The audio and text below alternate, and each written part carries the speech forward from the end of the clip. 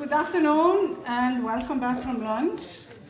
As you may have noticed, I have a changed name and the personality, and I am now Betty Purcell, acting Chief Executive for the Irish Human Rights and Equality Commission. Good promotion. Yeah, quick promotion and change of citizenships and identity. Okay, she is not here, so I will hand it over to her if she comes here. But we will continue with the program. And now let me introduce my friend, Professor Rosemary Kayess from the University of New South Wales in Sydney, Australia. I don't think she needs any introductions. We look forward to hearing from you about the CRPD and its the next generation of change, very much in line with my question earlier today. So please, Rosemary. I have the feeling my mic's not turned on. Okay. Can you move those bottles for me, please, Rosemary? Can I move? Which one? Oh, these, of course, yeah. There you go. Ta. I've entitled this Generation Next, and being a woman who clings tenaciously to those demographers that claim that I am within Generation X and not those self-absorbent baby boomers who all three of my brothers belong to, I named it this in a sense of not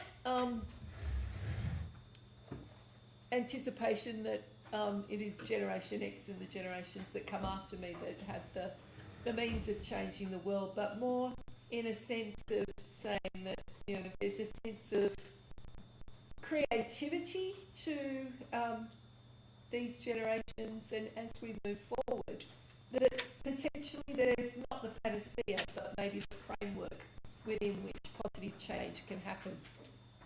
What I want to talk about this afternoon is CRPD and its antecedents and some of its core principles, and how the formulation of CRPD has the potential for us to move into a next stage of equality and to build on the human rights approach that we've adopted. So just to talk about the Convention on the Rights of Persons with Disabilities, it was the first convention of the 21st century. It was the baby of this century for human rights conventions, but it was not the first time that a proposal had gone before the General Assembly. So it was not a new issue. It wasn't something new and different. It was something that had been put to the General Assembly 3 times previously. It is a significant legal and policy development within the disability area. Most tellingly, it is symbolically very, very important. It's symbolically important because it creates a very visual symbolism of making people with disabilities subjects of rights. And this is in direct opposition to what had been the situation previously, where people were objects of welfare and charity and benevolence. And that these rights are wound up not in policy and programmatic instruments of the United Nations, but in one of the core binding human rights treaties. The other thing about CRPD is that it recognises the systemic nature of disability disadvantage. So it doesn't just see disability as the pathology of an individual, it sees it as the phenomena of social interaction. That disability is created by a range of economic, political, social, technological and ideological forces, and in its way it deals with each of those elements throughout the Convention. And CRPD, being the baby of the human rights instrument, and especially the thematic human rights instruments, promotes substantive equality. Where we've started from formal equality and moved forward moved away from the symmetry and the neutrality of formal equality to embrace substantive equality. And I want to talk about this a little bit more and look at how CRPD operationalises substantive equality. Oh, there she is. If we think about equality and discrimination, so the principle of equality and the legal standard of non-discrimination, there are three distinct stages of development. We start with formal legal equality, and this was the stage where we saw most human rights focused around removing legal impediments. So it was about not interfering in people's human rights, not intervening in their ability to exercise rights. So it was about not putting legal impediments in the way of people. We then saw the growth of the protection from discrimination of third parties and the growth of anti-discrimination law. Once again, highly individualised, focused on individual occurrence and individual complaint, requiring the individual to take on the system and the disadvantage. We have since moved on to promoting equality with the advent of specific positive duties placed on states to try and address discrimination and disadvantage from a systemic approach.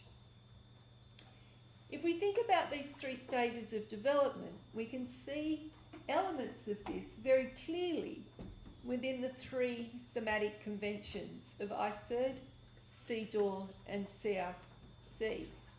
So the International Convention on the Elimination of Racial Discrimination, the International Convention on the Elimination of all forms of discrimination against women, and the Convention on the Rights of the Child. Each three of those instruments all address the three stages of development to differing levels. ICERD is most probably the classic formal legal equality instrument of the three. It establishes what racial discrimination is and it applies it to all human rights and fundamental freedoms. It is the shortest of the human rights documents. It has 6 substantive articles. So it is very symmetric in its application. CEDAW strives for a gender-neutral framework. It establishes discrimination against women. It applies it to all human rights and fundamental freedoms. And it then goes on to address the biological differences. Its greatest failing is its inability to deal with gender. Gender had to be developed out of the jurisprudence and has had to be approached from a point of silence within the instrument. We then move to CRC, and CRC is the most ratified convention of the human rights suite. And CRC was known as a hybrid instrument. It brings together both non-discrimination and development. It has much more prescriptive development-based articles. But when it comes to disability and taking steps beyond, it maintained a very paternalistic and again very symmetric approach of normal and outliers. So, what is substantive equality? How do we understand substantive equality? And what can we achieve through a substantive equality approach? My favourite case, it's my favourite case for a couple of reasons, but how can you not have a favourite case when you've got a case title called Law versus Canada? you know, anybody that does strategic litigation that has a woman walk through their door and go, "Hi, I'm Nancy Law, and I want to take a case against the Canadian government," you go, "Nancy, we're your lawyers. We can do this," just so we can have the case name. So Nancy Law, I do love Nancy. Never met the woman, but I do love Nancy. Nancy Law took a case in Canada that challenged social security provisions. But what the Law versus Canada case gives us is a really nice articulation of what substantive equality is about. And this is more a précis of what the findings brought forward, and it's that it recognises the patterns of disadvantage and discrimination exist in society and requires that policy and policymakers take this into account in their actions, concerned with the impact of law within its social context to ensure that laws and policies promote full participation in society by everyone, regardless of personal characteristics or group membership. So what you can see the law case setting up is that it takes a very proactive, systemic approach to disadvantage, that it takes it out of individual pathology and places it into social phenomena. Sandra Fredman, my guru in discrimination law, has expanded on the law in Canada notion of substantive equality and identified 4 dimensions within substantive equality and what substantive equality is trying to achieve. The first element that she identifies is that substantive equality is about redistribution. It's about identifying and addressing systemic disadvantage. So it's very much about the societal structures rather than the individual experience. The other dimension is recognition. And recognition goes to the heart of respect and dignity. So the objective here is respect of the individual as they present themselves and to be treated with dignity for themselves. So it goes to the heart of the identity of the person. It's about addressing stereotypes that create disadvantage and recognising human diversity. So it is about placing within the construct of the norm a diverse range of actors rather than trying to stretch the norm to what it accepts. Substantive equality is also transformative. It's about difference. It's about difference and detriment. It's about recognising the difference and addressing the detriment, not addressing the difference. It's about recognising the difference, respecting the difference, and addressing the detriment. So it's about structural normative change. So it's about the normative framework accepting a broader range of normative content. And it's also about participation. So participation speaks to the voice of individuals being recognised and respected. And so it puts an obligation on states to listen, but to also be responsive to the voices of people. So it's with these 4 dimensions that I want to look at the ways in which CRPD speaks to substantive equality and essentially the potential of change for people with disability. If we think about disability and human rights, I'm talking to people that know this back to front and upside down and inside out, but we'll just go through it for the sake of me keeping an idea of what I'm talking about in my head straight. So, disability and disadvantage. World Health Organization has finally come up with a figure for us that we can all accept, move on, and say prevalence is about 15%. We don't have to argue about the numbers anymore, let's just accept it and move on.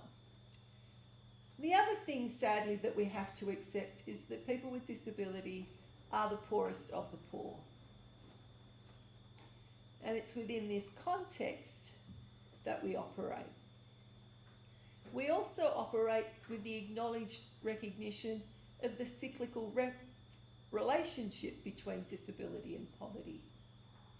Poverty creates disability, and disability creates poverty.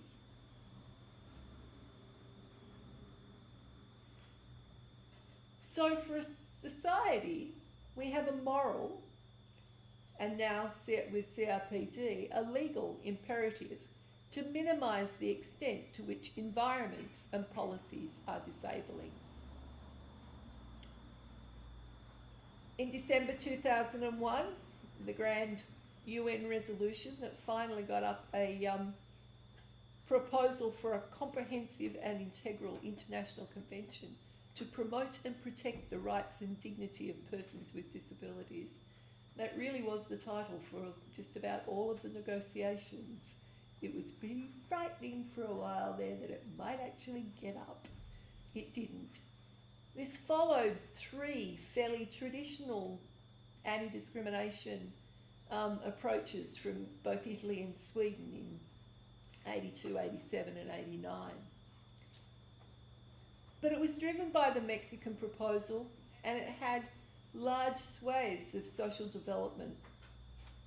And this tension between social development and human rights played right throughout the negotiations. And I'd say that that tension was probably one of the best driving forces for this convention. This convention is an interesting mix of development and human rights. It's also a mix of being the youngest and whose siblings and parents have been able to go through the trials and tribulations of the others to see what can work and what can't work.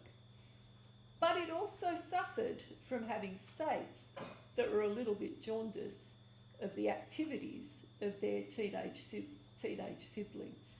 So there was some reticence from some sides, there was anticipation to fix things from the other. So what did we end up with, and how will it work? So the rationale of the CRPD, it was developed because of international concern that the existing human rights instruments had failed to effectively protect the human rights of persons with disability, even though they have always applied to persons with disability on an equal basis with other persons. So there had been a failure with the other programmatic and policy instruments that had been developed throughout the 70s, 80s and 90s. Disability was still figuring really high in terms of state violations. It was also still running high in terms of the relationship with poverty and the numbers of people within poverty with disability.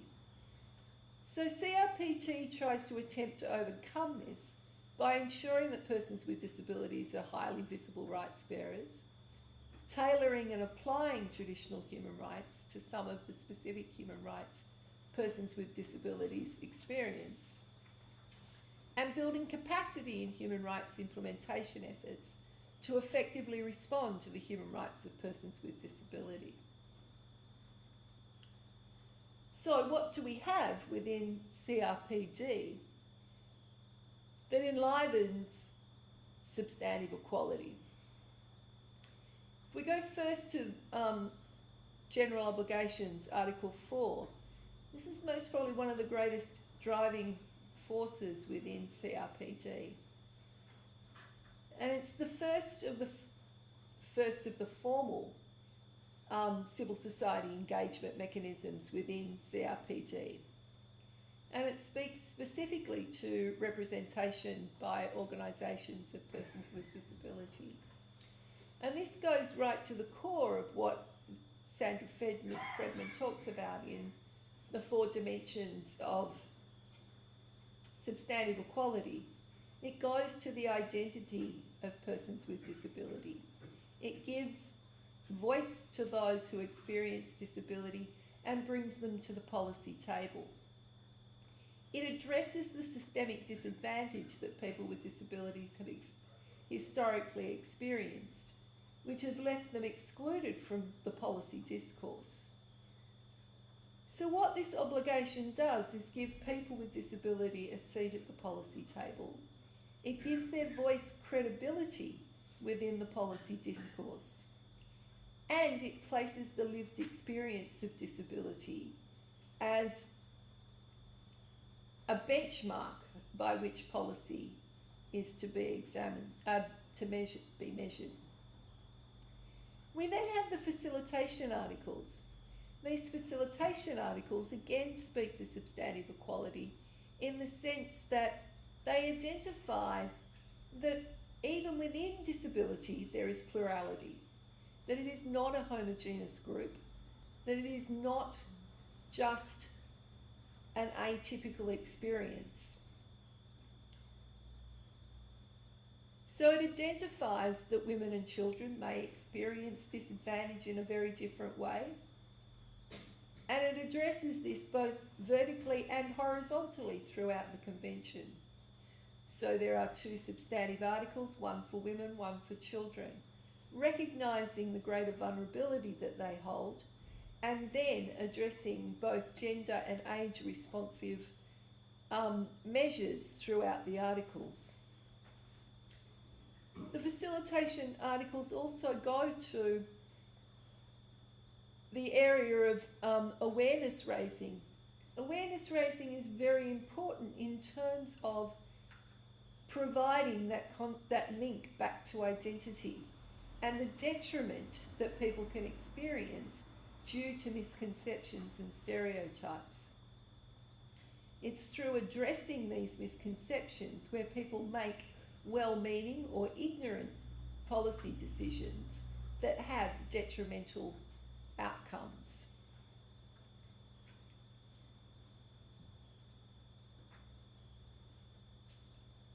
The general principles set up for the first time in an international human rights instrument, a suite of interpretive principles.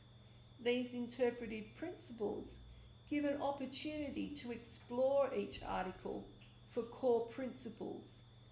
It allows for the process of transformation to be fed into policy. So it identifies the key elements that need to be addressed.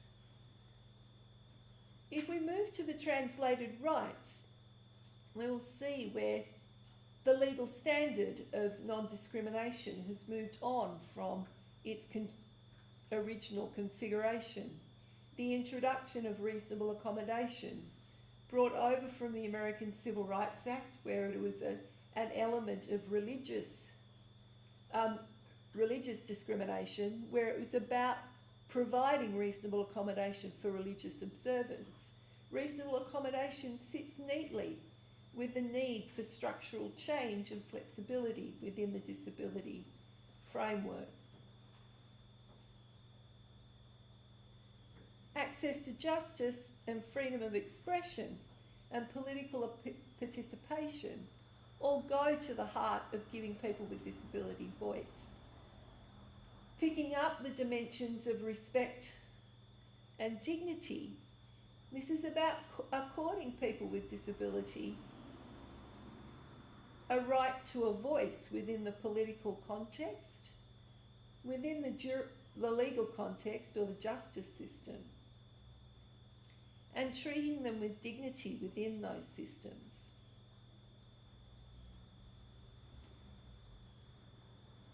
Education. Education gives us one of the cornerstones of transformative rights.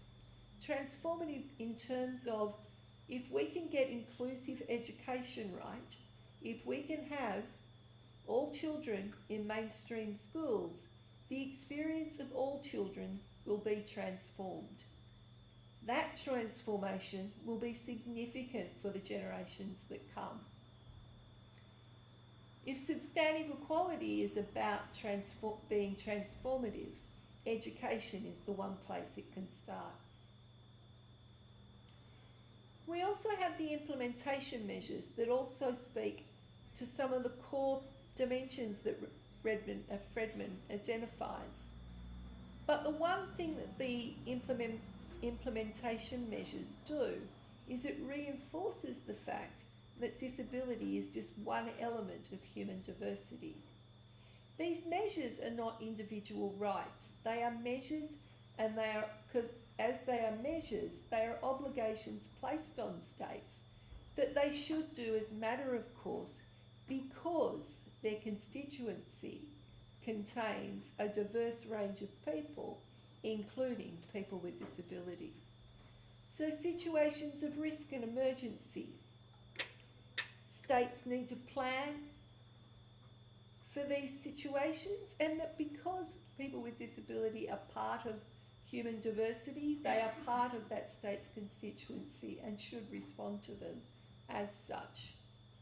Rehabilitation and habilitation. People need the skills to be able to access other rights. So if you're going to accord other rights, they need to have the ability to be able to access education and employment.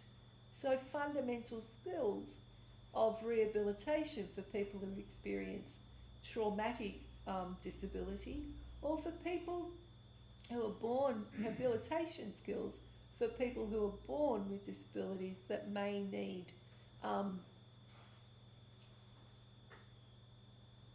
spatial aspect training and access to sign language from early interventions.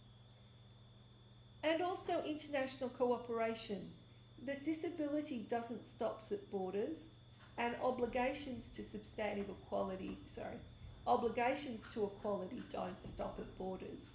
So engagement with other countries should embrace the human rights framework. And finally, Article 33, National Implementation and Monitoring. This is the second formal formulation of the engagement of civil society. And what it does is it places civil society not just at the planning table, but also at the evaluation and monitoring table. And this is very important. People with disability live the experience of disability and have the most to say about whether measures that are taken to address the detriment that is experienced through disability has moved on and has changed. So again, it speaks to giving people with disability a voice and addresses what should be the transformative nature of CRPD rights. It's through these innovations that I believe that CRPD is not the panacea.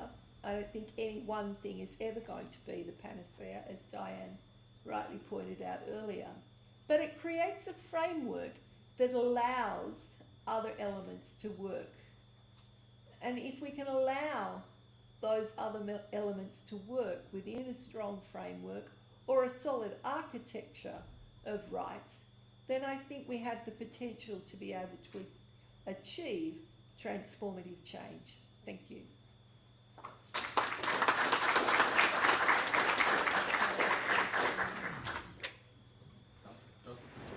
Does that work? No? Well, it will in a second. Do you want a chair from down here? Yeah. Yeah. That would be handier. But that means somebody can't speak from here. That's fine, I'm happy to speak. You're happy to speak from there, that's fine. Yeah. Give me 1 second. You will need to speak close to that mic though. Can I just say, you can probably hear me anyway, can you? First of all, thank you so much, Professor Kayess, for a brilliant contribution, and my absolute apologies for being late. We were trying to do the environmentally sustainable thing in IREC and put me on the train instead of driving. If I'd driven, I'd have been here 2 hours ago, so apologies for that. If I can kind of put the cart before the horse and now introduce the session, which is kind of a bit strange to say the least, but with your permission, to thank you in particular for the invitation, and particularly to Professor Gerard Quinn, who served on the Irish Human Rights Commission for 10 years himself and is a great friend of the Commission. He is well aware of our position with regard to government lobbying on the issue of CPRD. As most of you are probably aware, the Human Rights Commission and the Equality Authority are merging at the moment to form a new Human Rights and Equality Commission, which will continue to be Ireland's national human rights institution under the Paris Principles, and will also specialise as the equality body under EU law. And in our submission recently to the UN Human Rights Committee on Ireland's fourth report under the International Convention on Civil and Political Rights, which will be examined next month in Geneva on the government's progress and lack of progress in these areas, we expressed serious concern at the delay in ratification of the CRPD, the gaps in the assisted decision-making bill, and the slow movement in review of the Mental Health Act 2011, all very relevant to your sessions here today. The session this afternoon examines how the landscape is changing as the values and principles under the CRPD become settled, and how we should anticipate and adapt to these changes. I'm very much looking forward to hearing, and have already heard, one of the speakers. The structure of our afternoon will be that we will continue with one further speaker. We might then have just 5 or 10 minutes of questions, because I think it would be remiss if we didn't do that after the fine contribution we've just heard and the one to follow. We would then have a short coffee break, and we will continue with our final speaker, and then a more lengthy questions and answers session, if that is okay with you. In reflecting on the presentations we're hearing this afternoon, we should place ourselves very much at the centre of this new disposition, and imagine the world not as it is, but as it should be and as it will be. Principles of capacity, of autonomy, of a citizenship based on equality should be the starting point of how we look on this new world. I'm happy to say that we will be conducting a strategic planning exercise later this year, and I very much hope that you and disability activists more generally will fully participate in that process. For my part, I will be bringing back the learning from the conference today to my colleagues on the Commission. I've already taken some extremely useful notes. National human rights institutions have also been active at the international level in promoting the Convention and also the Convention Committee, as well as the rights of people with disabilities, and our sister bodies with a mandate under the CRPD regularly interact with the UN Committee, including on how it drafts its general comments. 2.5 years ago, Ireland accepted the UN's Universal Periodic Review recommendations that it ratified the Disability Convention, and to continue efforts to protect the rights of people with disability, including ensure access to education, employment, housing, transport and cultural life. It was unclear why it took over 4 years to bring the Convention into force in Ireland in 2011. In 2014, the argument that the state wishes to have its domestic law in conformity does not stand up to scrutiny when we consider the gaps in the 2013 bill. A key element to this convention will be the establishment of an independence mechanism to promote, protect and monitor implementation of the convention. Internationally, NHRIs, which are bodies considered by the United Nations to be compliant with the Paris Principles of Independence, have assumed either the role as monitoring mechanism or taken on the legal coordinating role. Whatever the final structure of the monitoring mechanism, it is vital that its independence be assured and that the government consults with the IHREC and with NGOs working in this area and designating the mechanism. Linking of rights developed at the international level and the national system is a vital element in creating societies that fully respect the rights of all. As the NHRI and national equality body with a specific remit to ensure equality for all persons with disabilities, we are ideally placed to do this from an independent position and look forward to the opportunity to discuss this aspect and work further with all of you who are specialists in this area into the future. Thank you for listening to those remarks, which come not just from me as acting chair, but from the Human Rights and Equality Commission designate. We're still designate, but we're hoping to be real by October. So moving on, I would like to introduce our next speaker, and her name is Martha Stickings of the EU Fundamental Rights Agency, and you're very welcome, Martha. And Martha is going to speak on the issue of Mind the Gap in Europe, the place of research in the process of change.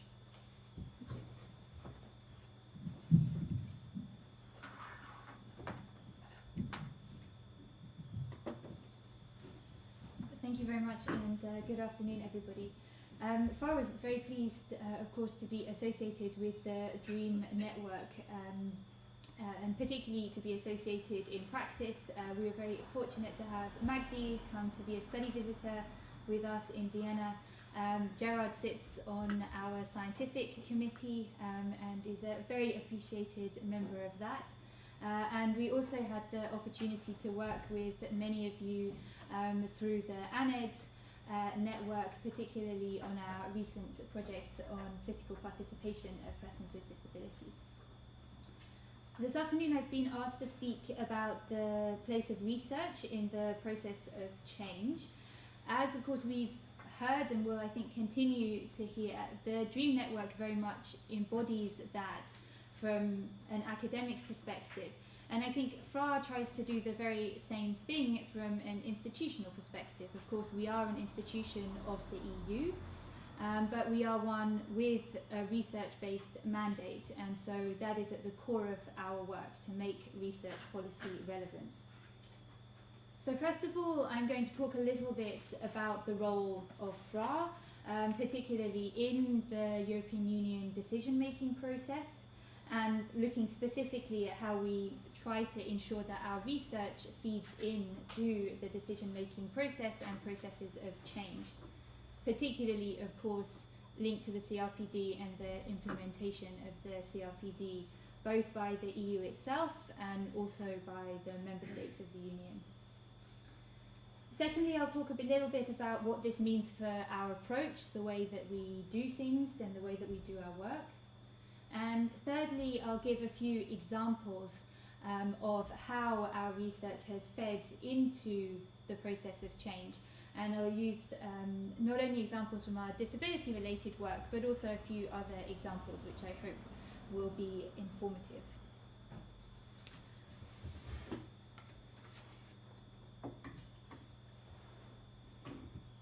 In terms of FRA's mandate, we were created in 2007 to provide the EU institutions and the member states with independent, evidence-based advice in the area of fundamental rights. What's important about this is that it's not just about the development of new legislation, but it's also very much about the implementation of existing legislation. So, as we'll come to see, sometimes when it comes to our research and our opinions, we're calling for additional legislation. We think that the legal basis for human rights protection doesn't exist and needs to be created.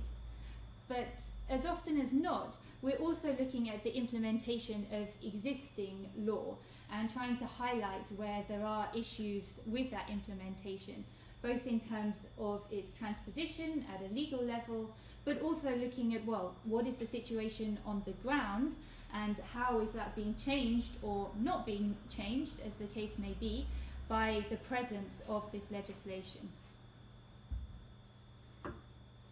To ensure the policy relevance of our work, we are carrying out all our tasks in very close consultation and cooperation with our partners. And this means that we're able to define our areas of work to ensure that the research that we do responds to either specific gaps in knowledge or otherwise specific policy processes which are beginning, are in process, or even have come to some extent to an end but will be ongoing. It also means that we share our expertise, that we coordinate our research on different areas. We try very hard to ensure that our research doesn't exist in silos, that we don't just have disability research or don't just have research on data protection and privacy, but that we can, as far as possible, mainstream different issues across the thematic areas of our work. So whether that be different grounds of discrimination, for example. We also work very hard to ensure that our research reaches the right people.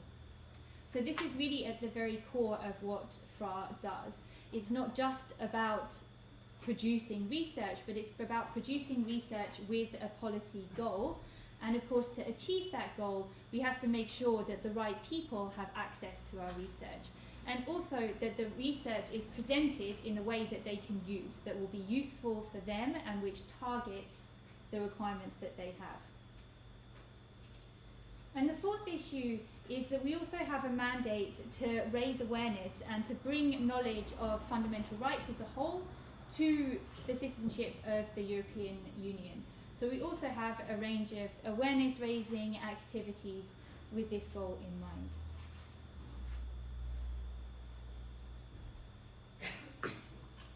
So given this mandate, the very centre of our work is about designing and implementing research to have the maximum impact, to bring about the maximum amount of change that we can. And we have three main strategies that we use to achieve this. The first is that, of course, we are always very aware of the legal and policy framework in which we operate. So looking at what is happening, particularly at the EU level, but also at the national level. The second is engaging with stakeholders, and that happens throughout the process of our research. And the third is the methodologies that we apply, which is specifically socio-legal methodologies where we draw both on comparative legal research, but also sociological research from across the European Union. So if I talk first about the legal and policy framework. Knowing what the laws are saying, knowing what the policy situation is, what policy processes are ongoing or beginning, what issues are coming onto the radar, that enables us to get a clear grasp of what the problem is, what the issue is, and then to design research that we hope will fill those knowledge gaps, that we hope will provide the information and allow us to give the advice that policymakers require, that they can use when they're designing new policies or thinking about ways to implement existing policies. So for example, in the area of disability, what does that mean? Well, as in any area of our work, there are of course a number of different legal and policy instruments which we need to be aware of, which we need to factor into our work to ensure that it is relevant. For us in disability, of course, the main instrument is the CRPD. That sets out the rights-based framework into which all of our work in the area of disability fits. But we also have the EU treaties, and of course particularly the Charter of Fundamental Rights of the European Union. And then we also have a number of policy documents. There's the European 2020 strategy, which you may know is the overarching policy strategy for the Union for these 10 years. And then, of course, specifically on disability, we have the European Disability Strategy, which is just about to come up to its midway point, and which also runs from 2010 to 2020.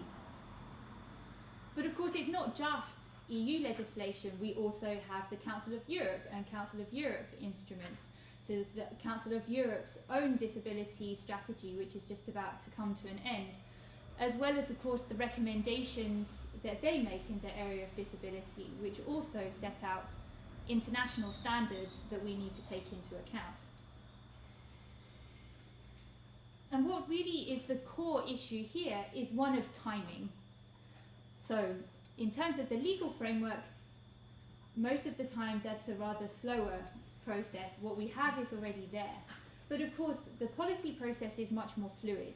It's changing a lot. New policy initiatives come. Some are successful, some are less successful. There are strategies that run for a certain period of time with midterm evaluations, with final evaluations. So it's really essential that we know what is happening, and so we can ensure that we can feed in at the right moment. Because that's, of course, when our research can have the biggest impact, when it can be the most useful for the people who are in the process of designing policies or are evaluating policies. And we can provide the evidence that can show them whether this was working, or whether in fact there need to be some amendments to this strategy, whether there are additional instruments that are required to ensure that it has the desired impact.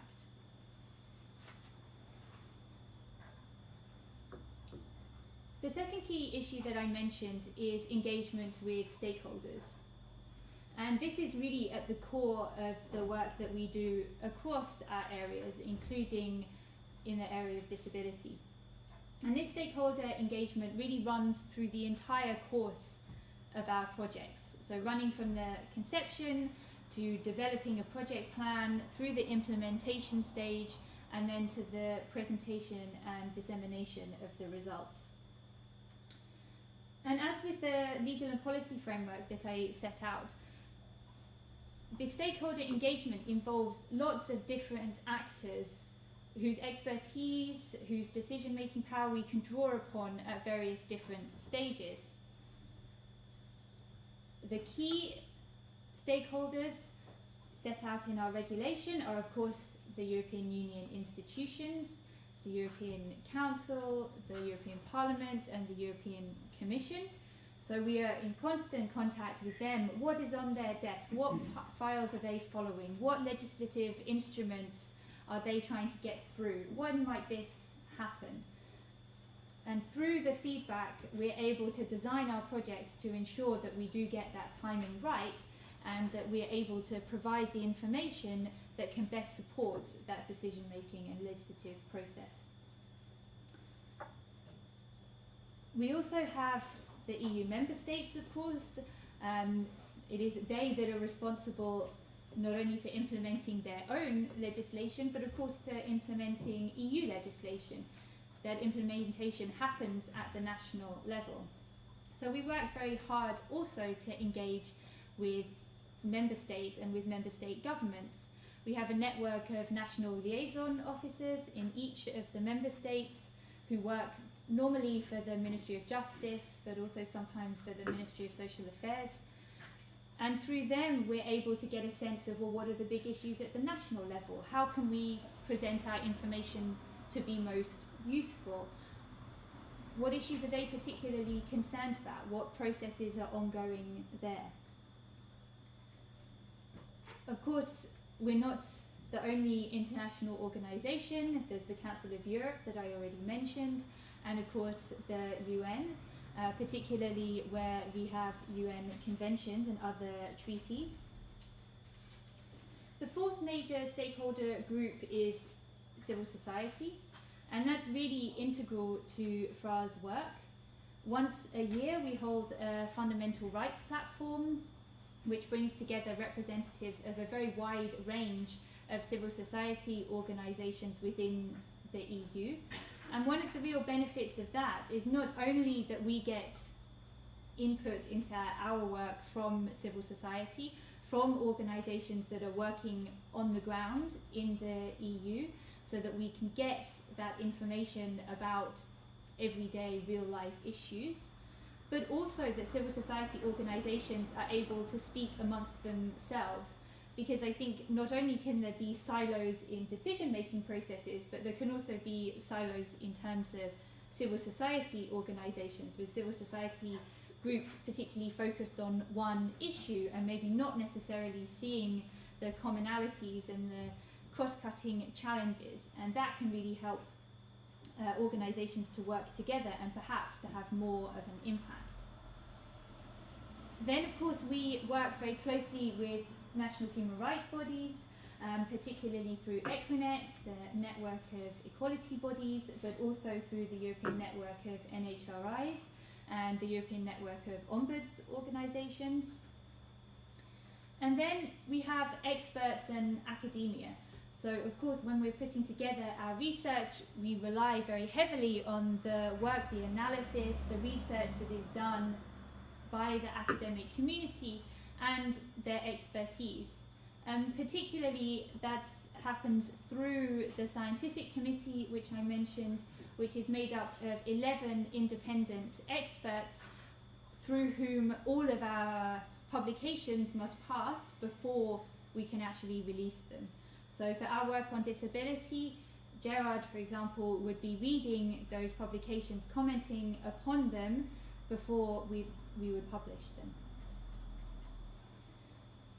Now, of course, these networks and the relations that we have with different stakeholders are absolutely integral to ensuring that we are able to bring about the process of change.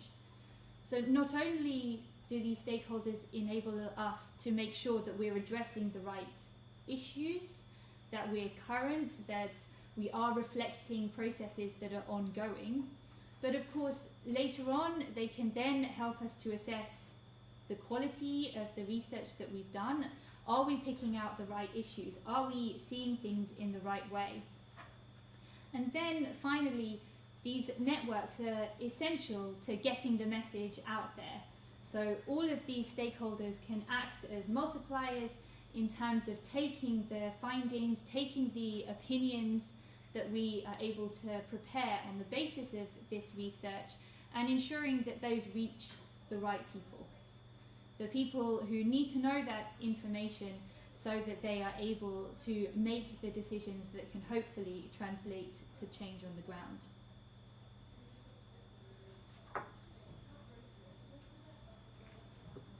The third key theme that I mentioned is our methodology and the way that we go about our research to try to ensure that it has the biggest impact that it can. And here, FAR merges a sociological approach with a legal approach. So nearly all of our projects bring together these two different ways of conducting research into a socio-legal methodology, which we hope gives us the most holistic understanding of the situation and enables us to provide the best and most appropriate advice that we can. And these methodologies are absolutely essential for our work, because as much as we can speak to stakeholders, as much as we can ensure that we are responding to needs on the ground, of course our opinions, our findings only have weight because they're based on good research. And if that research was found to be faulty, if the methodologies weren't reliable, then that of course would thoroughly undermine the findings that we're able to produce and mean that our comments, our opinions would carry no weight. So, as I mentioned, we have social research on the one hand. That includes both quantitative research in terms of large-scale surveys, both representative surveys, household surveys, and also online surveys.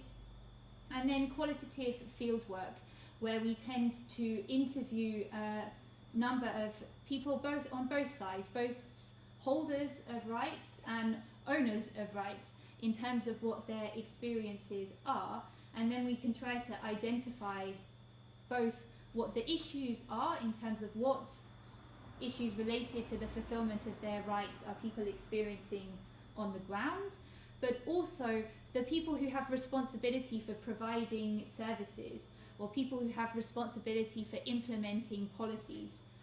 What enables them to implement these, and what holds them back? What are the drivers and what are the barriers to change? And again, it's these different methodologies that really enable us to get a solid understanding of the situation. So we can have the comparative legal analysis on one side, which enables us to have an understanding of the framework at the national level, to look at different approaches. How are different member states treating a particular issue? Are they looking to reform their laws in this area? Are there commonalities of approach? And then also on the other side, the sort of more real life experience, as I mentioned, both from the holders of rights and from the duty bearers.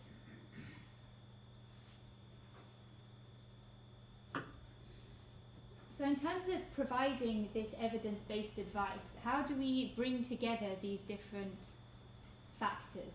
So firstly, the legal and policy framework, secondly, the cooperation with stakeholders, and thirdly, the methodology. I'd like to just take you through 4 quick examples, 2 from the disability area and 2 from other areas of our work. The first one I'm going to mention is the Violence Against Women survey that was published in March of this year. And this is an example of extremely large-scale qualitative and quantitative research. We interviewed 42,000 women across the 28 member states of the EU, and this was a representative sample, and they were all asked standard questions. And the findings of this research show that 1/3 of women in the European Union have experienced gender-based violence in their life. Now, of course, having a figure like that and being able to delve into it, being able to look into how does age influence that, how does your country of residence influence that, how does your socio-economic background, your ethnic background, whether you have a disability or not, what are the impact of all these different factors on your experience of gender-based violence, is an extremely powerful tool to be able to take to policymakers. Now, this is an example of where FRA responded to a particular request. We received a request in, I think, 2009 to carry out a survey on gender-based violence. That request came from the European Parliament, and we were able to fulfill that request and therefore to contribute to discussions regarding new legislative instruments and also policy measures. The second example refers to hate crime. FRA does a lot of work on hate crime, particularly at the moment hate crime based on race and ethnic origin, but also based on LGBT status. And our project on children with disabilities is looking at hate crime with a disability bent. Now, this would be an example of where our research really feeds directly into policy documents. So we published last year a number of reports looking specifically at the issue of hate crime. And then in November last year, we held our big annual Fundamental Rights Conference on the issue of hate crime. And that brought together policymakers, both from the EU institutions, but also from other international organisations, from the EU member states, and of course from civil society. On the basis of this conference, on the basis of the minutes, the conclusions of this conference, they were then picked up and put directly into a council conclusion, so conclusions of the European Council. And that gives them policy weight and gives them a policy direction that's far greater than they would just have from being conclusions of our own report. And now, based on those council conclusions, there will now be a working group set up between the member states specifically to look at the issue of hate crime. In terms of feeding into international documents, another example from the area of disability would be our recent contribution to the proposed draft additional protocol to the Oviedo Convention, which is a Council of Europe instrument which looks at biomedicine and human rights. In 2012, we published a comparative legal report which looked at the issues of involuntary placement and involuntary treatment of people with mental health problems or psychosocial disabilities. On the basis of that research and by being observers to the relevant Council of Europe committee, we were able to comment on this proposed draft and therefore to make our opinions, our views on this draft heard. And this would also be an example of our stakeholder cooperation. We spoke to the relevant Directorate Generals in the European Commission to see whether we could have a united position on this issue. We also liaised with relevant experts, with the CRPD working group of the European Network of NHRIs, and also with the Fundamental Rights Platform, with the relevant member of the advisory panel there. So we were able to take in not just the findings of our research, but also to try to push forward a coherent agenda with other stakeholders to be able to come up with the comments which were sent off last Friday. And then the final stage of that, for now at least, will be that our director will follow up our comments by speaking directly to the committee on the 26th of June.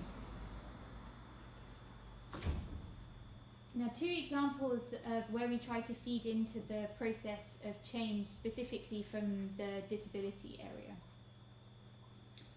Our first project in the area of disability, which a number of you worked on, was looking specifically at the rights of persons with mental health problems and persons with intellectual disabilities. Now, we chose this area specifically because of the feedback that we received from stakeholders who told us that this was an under-researched area, that these were two groups of persons whose situation was often misunderstood, about whom not so much was known, about some of the barriers that they face had not been analysed in a cross-country comparative way. So we chose to focus specifically on these two groups of persons, and then also identified key issues to focus on based on our engagement with stakeholders.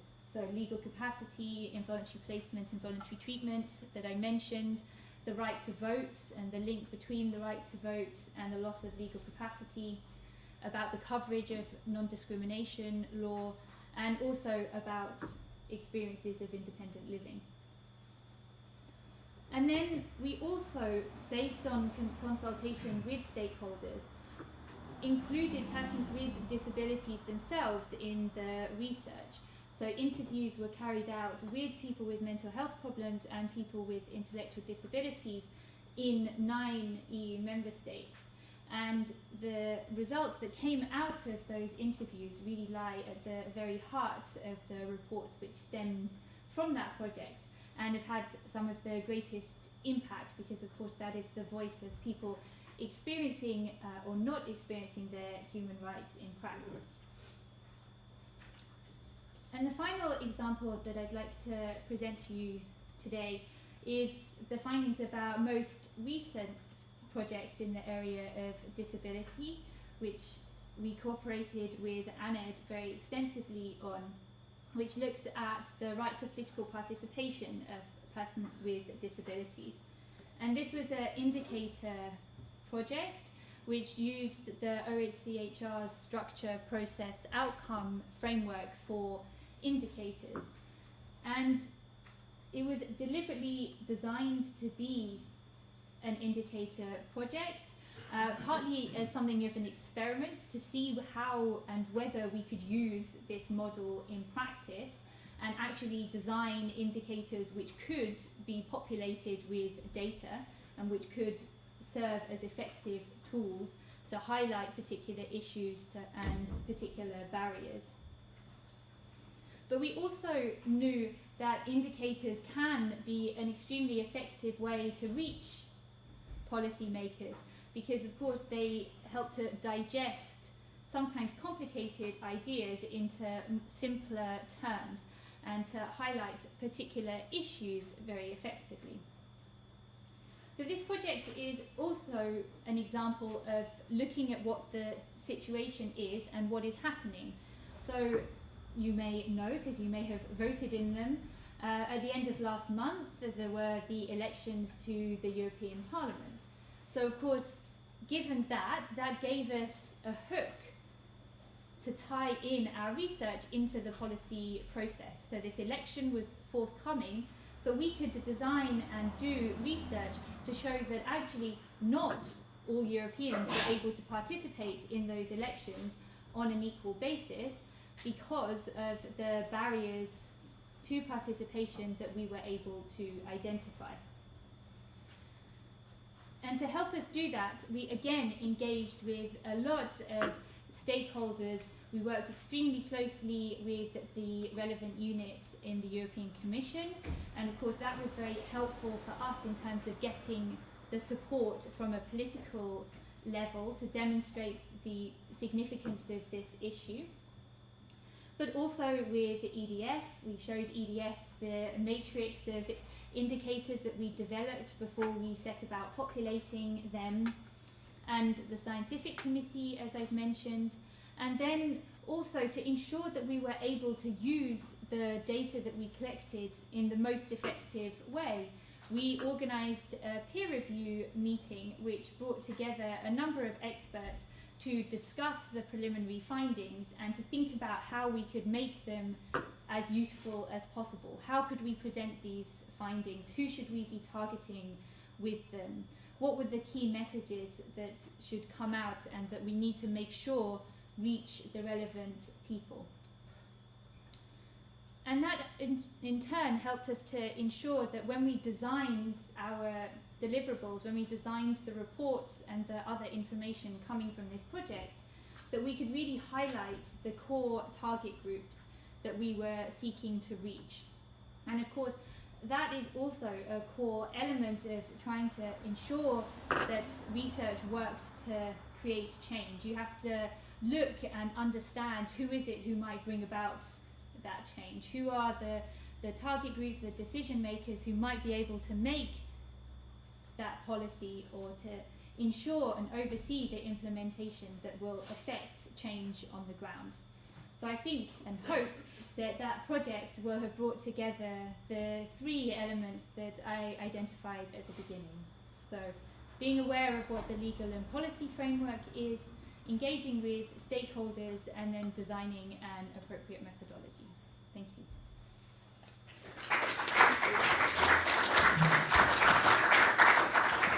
Thanks, Martha. And the work of FRA is of such use to all of us, both in the research and in the policy development framework. What I propose to do is that we just have 5 or 10 minutes now, and it's mainly around informational and questions that people want to ask at this stage, because we'll have the wider discussion after the final speaker, after the break, if that's okay. I think that makes more sense, and we'll have our two speakers back at that stage. Does anyone want to ask anything?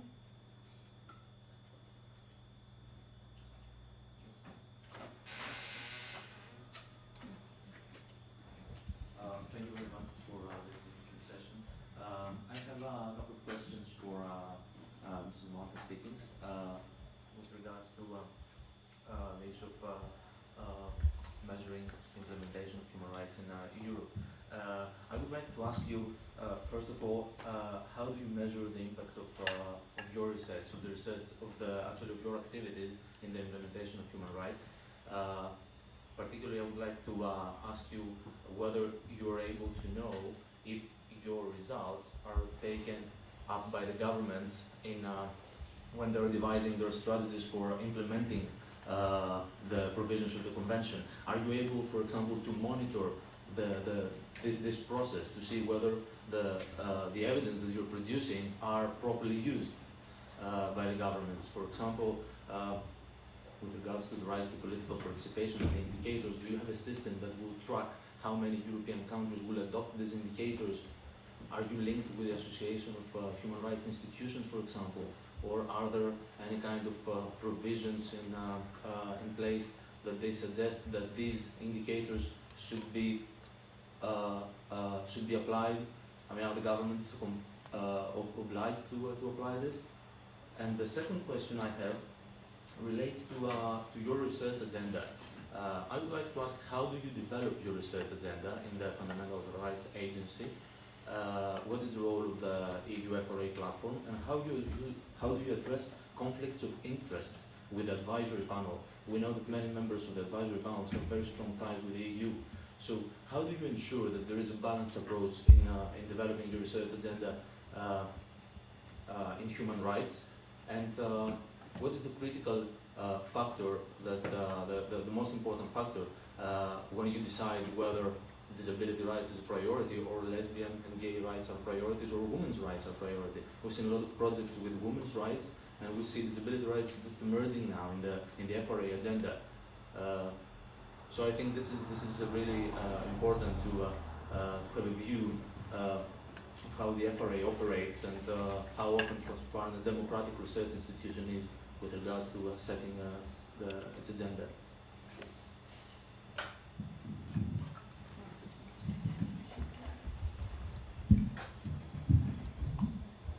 Thank you very much for the questions. In terms of the first question that you raised about measuring implementation, of course that is very much a feature of the follow-up stages of any of our projects, because we don't just want the projects to be done for the sake of the project, but of course it is about trying to ensure that they have the impact that we would like to bring about. I mean, there are lots of different ways that we go about that. And part of it, of course, is very informal. It's about the discussions that we and other members of the agency have with government ministers, with members of government departments, with NHRIs and other national human rights bodies, with members of civil society. So that's, of course, always the bit that's a little bit difficult to pin down.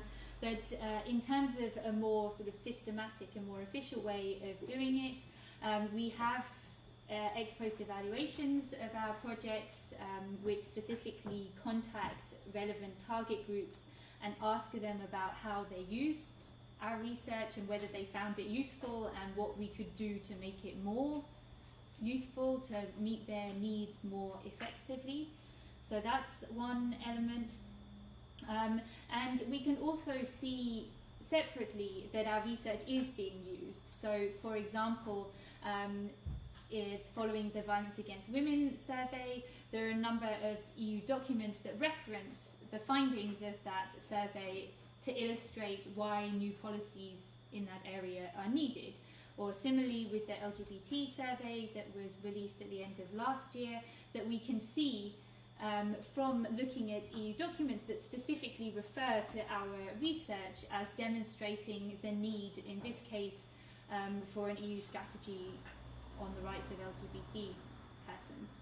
In terms of the disability work, the project that I just mentioned on political participation, we got responses from the heads of the main political groupings in the European Parliament, saying that they'd read our report, that they'd taken on board the opinions, and were taking steps to ensure that their election materials, for example, were as accessible as possible. So in that sense, we can of course keep track of these kind of responses that we get, and then see how the impact of our research is ongoing.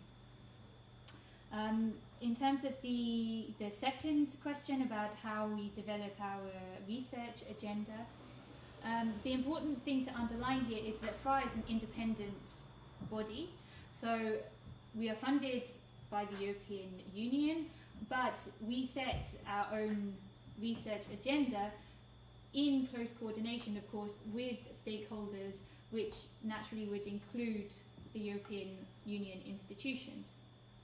So in that respect, we don't do what the Commission or the European Parliament tells us to do just because they tell us to do it. But of course, we're looking at that and saying, well, okay, how can we conduct research that will feed in to what we know are big issues? So if we know that the European Commission is particularly interested in one area, how can we feed in with the research that will enable and ensure that a fundamental rights perspective is incorporated into the development and implementation and subsequently review of that policy or that legislation.